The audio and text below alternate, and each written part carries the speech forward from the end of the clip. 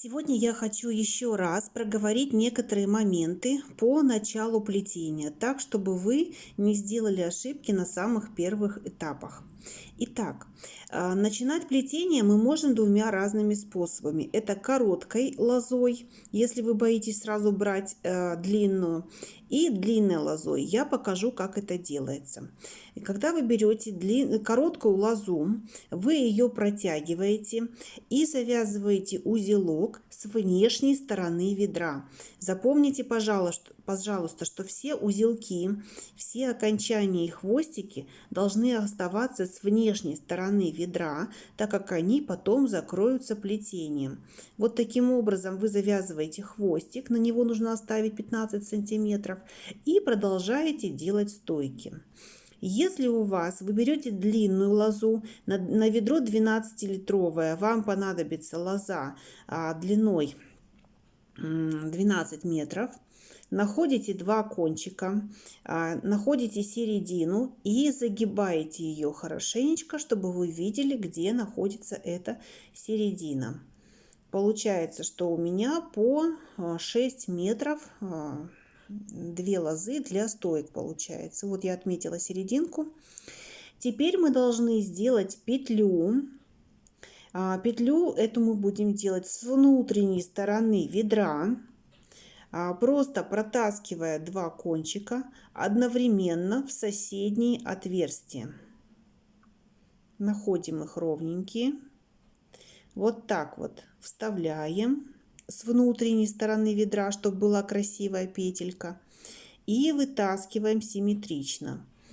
При таком вытаскивании у вас, конечно, ротанг немножко закрутится. Не пугайтесь этого. Вы должны плести двумя руками. То есть сейчас второй рукой я внутри буду потихонечку выкручивать ротанг и помогать ему лечь ровно. Я хочу вам сказать, чтобы вы приготовились. Первое кашпо вы будете плести, по-разному. У меня на первое кашпо, когда я училась, ушло 8 часов. Потом, уже когда вы научитесь и поймете, что и как делать, на плетение кашпо у вас будет уходить 2 часа, не больше. Когда вы сделаете трафареты. Все, таким образом мы сделали петельку внутри красивую и начинаем делать стойки. Когда стойки сделаны, концы у вас должны выходить опять вот здесь с внешней стороны ведра. Вы оставляете на то, чтобы заправить кончики, 15 сантиметров и заправляем с внешней стороны ведра. Делаем петельки. Можете сделать узелки. Я делаю вот так, продеваю в две стороны, в две петельки. Держится очень хорошо. Вот так немножко сгинаю ротанг другой рукой, и никуда он уже у вас не денется. Кончик можно подрезать, отрезать, чтобы он не мешался. Одну закрепила, вторую. Этого вполне вот такой закрепки достаточно. Ротанг никуда уже не денется. Вот так мы закрепили. Если вы делаете из коротких, то просто делаете узелки, как я показала, с внешней стороны. Когда у нас все направляющие сделаны, напомню вам, что это мы начинаем, как будто бы вы начинаете плести. Я рекомендую вам поставить ведро кверх ногами на стол, чтобы оно было неподвижным, и таким образом закреплять лозы для плетения. Конечно, наличие помощника – это обязательно. Не всегда он помогает, иногда мешает, но все же. И теперь вот я поставила на стол, так как вы будете это делать. И вот так показываю, как я закрепляю лозы. Первую под стойкой, над стойкой, под стойкой, как я и говорила. В левой руке у меня хвостик 10 сантиметров, не меньше. В правой та лоза, которую я буду плести. Дальше мы сдвигаем на одну лозу влево. Опять под стойкой, над стойкой, под стойкой. Единственное, что вот здесь вот первую лозу я отправляю под вот эту вторую, чтобы она у меня не сильно ерзала. А потом я этот хвостик вытащу наверх. Просто подену либо ножницами, либо еще чем-нибудь. Да, и обязательно работайте в перчатках. Я здесь просто на съемке уже не стала одевать перчатки. И таким образом дальше мы продвигаемся влево. подсовывая лозы, которыми будем плести поочередно. Все кончики у нас должны смотреть вверх, в центр ведра, вот так. А лозы, которыми мы будем плести, они должны смотреть вниз. Проверяйте себя каждый раз. Я прям рукой вот так отодвигаю лозы, под которые мне нужно завести. Вернее, отодвигаю стойки, под которые мне нужно завести лозу. Одной рукой и второй поддерживаю. Считайте внимательно, вас никто не торопит, когда вы будете плести первое, второе кашпо.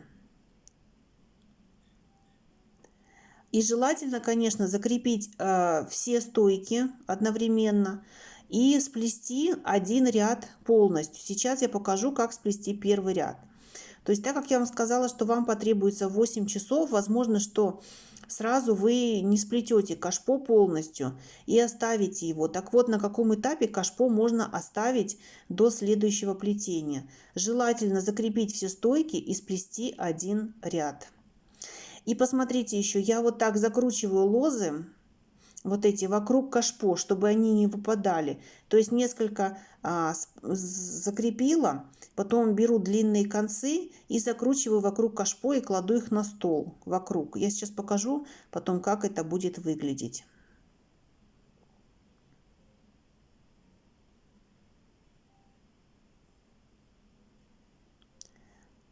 Все внимательно закрепляем.